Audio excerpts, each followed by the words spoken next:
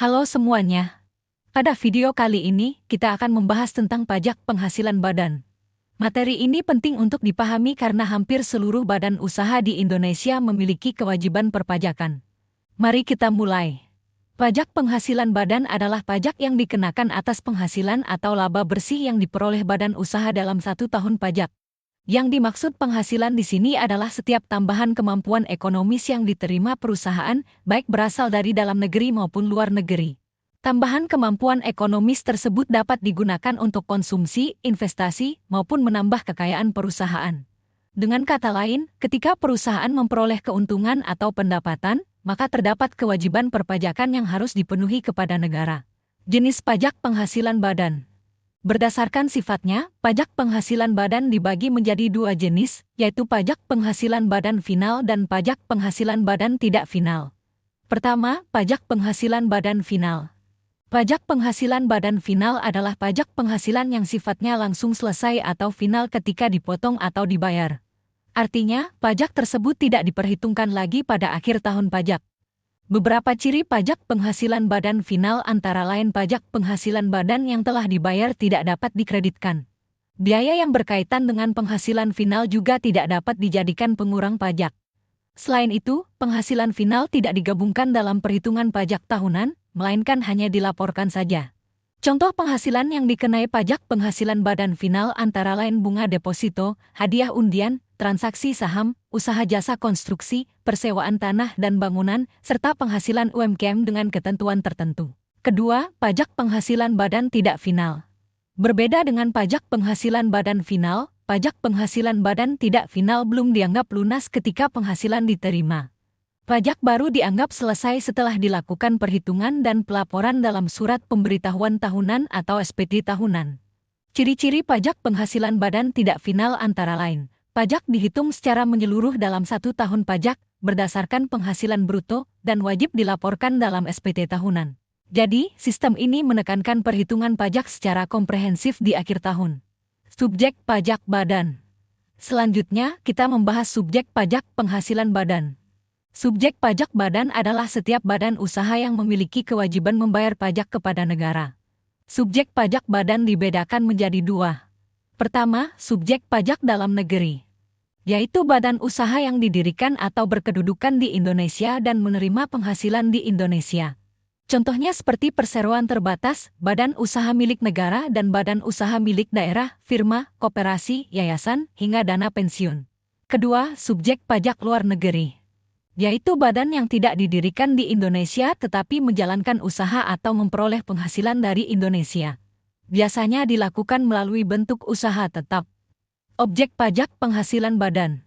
Objek pajak tentang pajak penghasilan badan adalah setiap tambahan kemampuan ekonomis yang diterima perusahaan.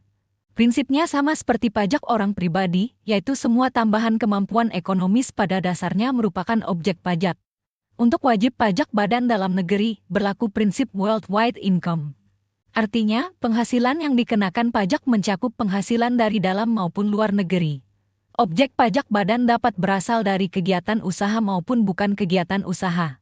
Dari kegiatan usaha, contohnya laba usaha, premium asuransi, penghasilan bank, dividen, dan bunga, sedangkan dari kegiatan bukan usaha, contohnya keuntungan penjualan aset, bunga, royalti, dividen, sewa, keuntungan selisih kurs, hingga pembebasan utang. Semua penghasilan tersebut dapat menjadi objek pajak sesuai ketentuan Undang-Undang Pajak Penghasilan.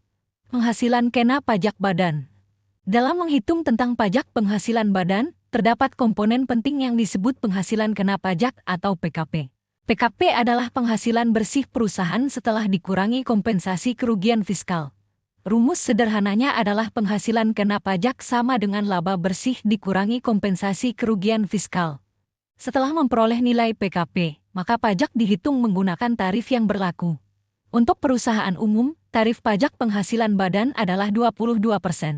Sedangkan perusahaan terbuka dengan minimal 40% saham dimiliki publik dapat memperoleh tarif lebih rendah, yaitu 19%. Bagi wajib pajak dengan omzet sampai 50 miliar rupiah, terdapat fasilitas pengurangan tarif. Sementara untuk UMKM tertentu, tarif final yang berlaku adalah 0,5% dari omzet sesuai ketentuan pemerintah. Perbedaan pajak penghasilan badan dan pajak penghasilan orang pribadi. Meskipun sama-sama termasuk pajak penghasilan, keduanya memiliki karakteristik dan mekanisme perhitungan yang berbeda. Perbedaan pertama terletak pada tarif pajaknya. Pajak penghasilan orang pribadi menggunakan tarif progresif. Artinya, semakin besar penghasilan seseorang, maka semakin tinggi persentase tarif pajaknya. Sebaliknya, pajak penghasilan badan menggunakan tarif proporsional atau flat. Artinya, tarif pajaknya tetap dan tidak berubah meskipun keuntungan perusahaan meningkat. Perbedaan kedua adalah adanya penghasilan tidak kena pajak.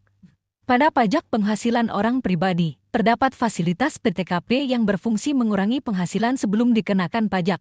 Besarnya PTKP disesuaikan dengan status wajib pajak, seperti lajang, menikah, atau memiliki tanggungan. Sedangkan pada pajak penghasilan badan, tidak terdapat PTKP. Seluruh laba fiskal perusahaan menjadi dasar perhitungan pajak.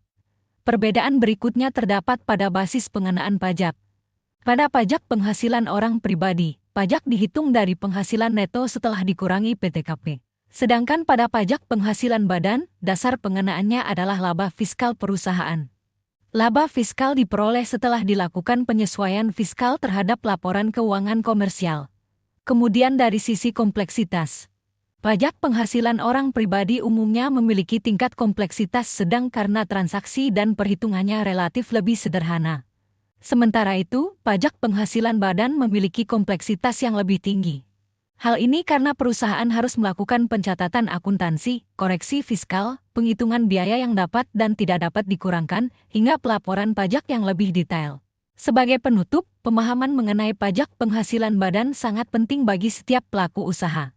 Dengan memahami jenis pajak, subjek pajak, objek pajak, hingga cara menghitung penghasilan kena pajak, perusahaan dapat menjalankan kewajiban perpajakan secara benar dan sesuai peraturan yang berlaku. Silakan mempelajari lebih lanjut materi ini melalui buku atau modul yang ada. Sampai ketemu di materi berikutnya.